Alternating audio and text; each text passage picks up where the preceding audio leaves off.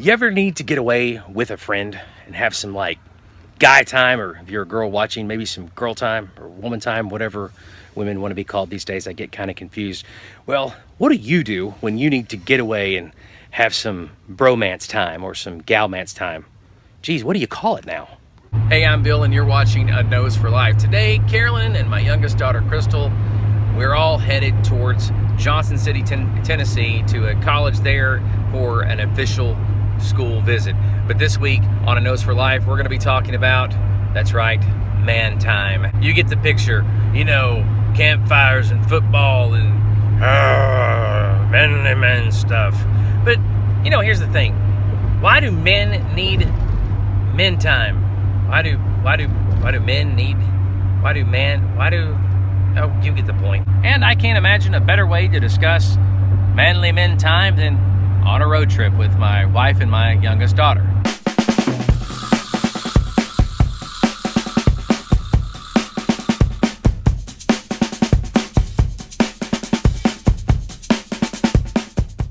Men spend most of their time in situations where, well, let's be honest, they kind of have to suppress a lot of their manliness. The truth of the matter is that sometimes I think women know men better than men know men. Well, maybe men know men, it's just we don't always know how to articulate things about ourselves. I've decided to ask Carolyn, my wife, why do men need man time? So I could give you the typical answer, which is to encourage each other, to build each other up, to do those manly, gross things that you all do, the farting, the burping. But let's face it, you do that around your wives and your girlfriends anyways. And quite frankly, I personally think men need other men at certain times because you really need to keep yourselves accountable so that you don't become a bunch of pansies. There it is. I said it. So there you have it from at least one woman. Men need man time so that we don't become pansies. I just want to say for the record that women flatulate as well. Yes, women pass gas. No, we don't. Yes, you do. No, we don't. Yeah, she does. They all do. They all do. Don't ever follow a woman in the bathroom. I'm just saying, it's, yeah. You're lucky my husband is in the car. Otherwise, I would let you taste my brake lights. Jerk. Consequently, I don't think men or women have a monopoly on road rage. Really? But things have changed for men and women over the past 50 years in a lot of ways, in a lot of good ways. A lot of roles that were originally intended for men and there were manly men activities are no longer manly men activities. Let's take driving, for example. You know, 50 years ago, 60, 70 years ago, men were considered, it was their proper place to be behind the wheel, especially when a man and woman were together in the car. You expected the man to drive, and now I have to fight for the keys to the car because Carolyn always wants to drive. Things have definitely changed. But I like driving.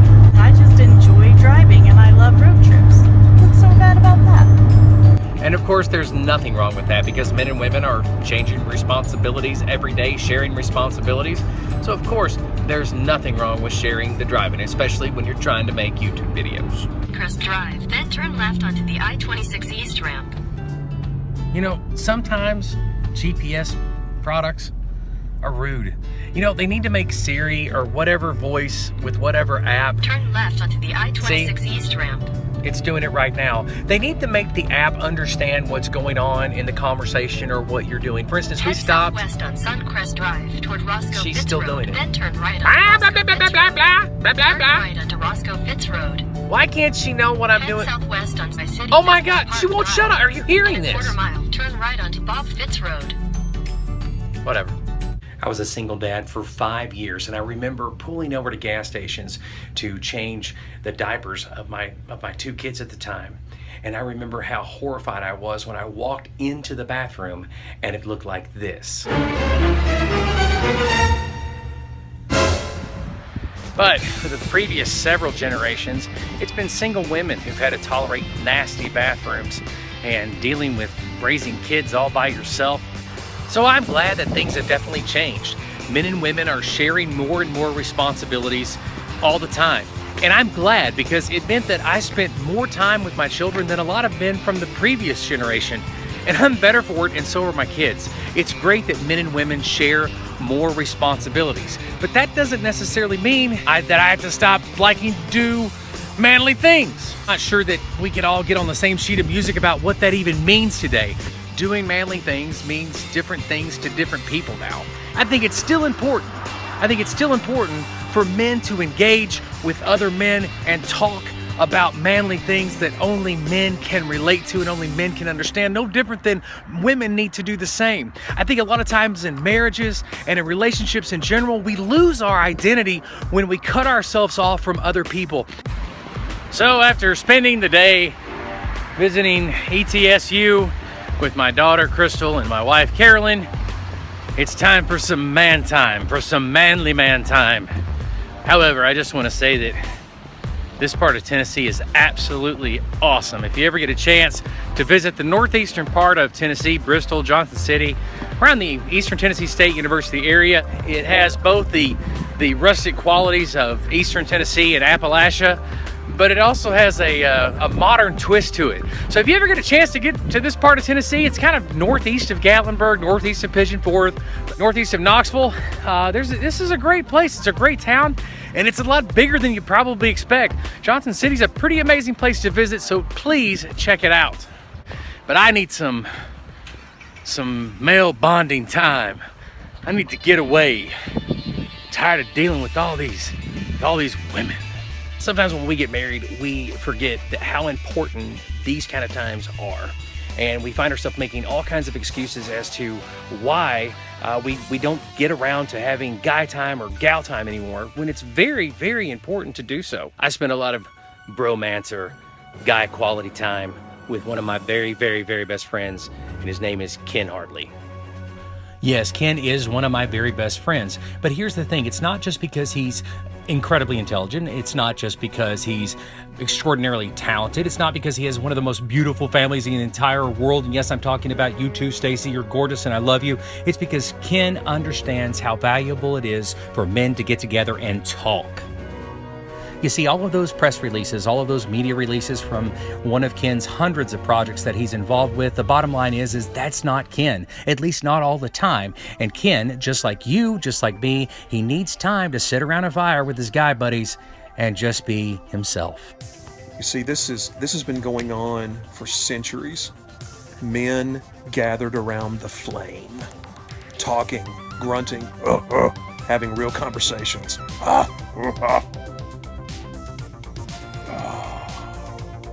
On the back porch, having guy time, just to be able to talk about anything and everything. Everybody needs somebody like this in their life that they can just talk about, be real, and say whatever they want to say. And occasionally tell a few jokes. It's a lot of fun. Why aren't you here? I mean, you sit out here with the woods behind you, you hear, the bugs and the crickets chirping, and you sit around the flame, and, you can just turn around, you can look at the moon. I mean, it's my next door neighbor, he does it all the time. You just kind of have to ignore him. What are you going to do?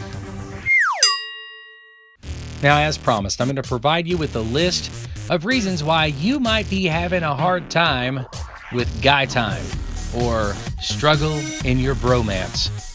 Check out the list and tell me what you think in the comments below. And the first thing that comes to mind, at least in my experience, is, well, you may need to reassess the value of your current friendships. That's right, you may have the wrong friends. You don't want to hang out with people who have a lot of conflicting interests that you have. If they're competitive all the time, if they're not sure who they are, if they're having some type of identity issues, that can really affect your bro time, and it can really waste a lot of time in trying to come to some sort of agreement on what helps you and that friend become closer, or that group of friends become closer, and that you can share some quality time and engaging and sharing similar experiences. So that's very important. And listen, competition at some levels, well, it's important, but not being with people who are simply competitive. You want to be with a group of friends who challenges you to be a better you, not to compete against them, but for you to compete against yourself in the challenge of life. You want friends and to be surrounded with people around the fire that challenge you spiritually. You want to be around people who challenge you morally. In other words, on a spiritual level, and also are you making decisions that are good for you and good for your family? You also want to be around people who challenge you intellectually. I like to be around people who read. Reading is so important. You also want to be around people who celebrate your success and don't try to belittle it or make it less than what it ever is. And sometimes you want to be around people who celebrate your success before it ever happens. Also, number three, bring something to the table. You know, a lot of times people have a problem with male bonding because, well, they don't have a whole lot to say or a whole lot to offer the group. How do you change that? Well, you have to focus on yourself. And that sounds kind of selfish, but the bottom line is where are you at in your development? You know, people are attracted to other people who are working on themselves and trying to improve their life and trying to do different things and amazing things. So you want to be able to bring something to the table, bring something to the campfire, so to speak. Also, and number 4, bromance diversity. Now, this sounds kind of funny, but you know, sometimes we get in a bad habit of hanging around the same kind of people all the time. The same people we work with, the same people we go to church with, the same people that we live near or down the road or whatever the case is. But you want to try to hang around people who are completely different than you.